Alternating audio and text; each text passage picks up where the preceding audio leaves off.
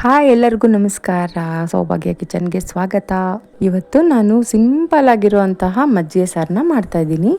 ಮಜ್ಜಿಗೆ ಸಾರಿಗೆ ಇದು ತೊಗರಿಬೇಳೆ, ಸಾಸಿವೆ, ಕಡಲೆಬೇಳೆ, ಮೆಂತ್ಯ, ಅಕ್ಕಿ, ಅರಿಶಿನ ಪುಡಿ, ಮೆಣಸು, ಜೀರಿಗೆ ಎಲ್ಲ ಅಷ್ಟು ಐಟಮ್ಸ್ ಹಾಕ್ಬಿಟ್ಟು ಇಲ್ಲಿ ನೆನೆಸ್ಕೊಂಡಿದ್ದೀನಿ ಎಲ್ಲನೂ. ಇಲ್ಲಿ ಮಜ್ಜಿಗೆ ಸಾರು ರುಬ್ಬೋದಕ್ಕೆ ಮೆಣಸಿನ್ಕಾಯಿ ಹಾಕಿದ್ದೀನಿ, ಅರಿಶಿನ ಪುಡಿ ಹಾಕಿದ್ದೀನಿ, ಬೆಳ್ಳುಳ್ಳಿ ಮತ್ತು ಸ್ವಲ್ಪ ತೊಳೆದಿರೋದು ಹಸಿ ಕರಿಬೇವು ಹಾಕ್ತಾಯಿದ್ದೀನಿ, ಮತ್ತು ತೊಳೆದಿರೋದು ಕೊತ್ತಂಬರಿ ಸೊಪ್ಪು, ಆಮೇಲೆ ಈರುಳ್ಳಿ, ಸ್ವಲ್ಪ ಶುಂಠಿ.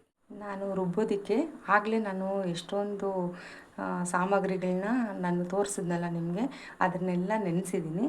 ಆ ನೆನೆಸಿರೋದನ್ನು ಈಗ ಮಿಕ್ಸಿಗೆ ಹಾಕ್ತಾಯಿದ್ದೀನಿ. ಮಿಕ್ಸಿಯಲ್ಲಿ ನುಣ್ಣಗೆ ರುಬ್ಕೊಂಡಿದ್ದೀನಿ. ಗ್ಯಾಸ್ ಹಚ್ಚಿ ಬಾಣಲಿ ಇಟ್ಟಿದ್ದೀನಿ, ಒಗ್ಗರಣೆ ಮಾಡ್ಕೊಳ್ಳೋಣ. ಎಣ್ಣೆ ಹಾಕ್ತಾ ಇದ್ದೀನಿ.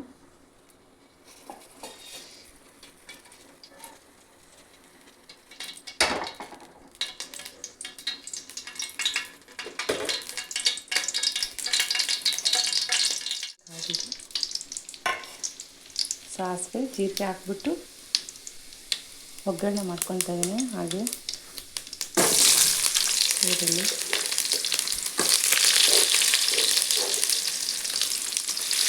ಕರಿಬೇವು,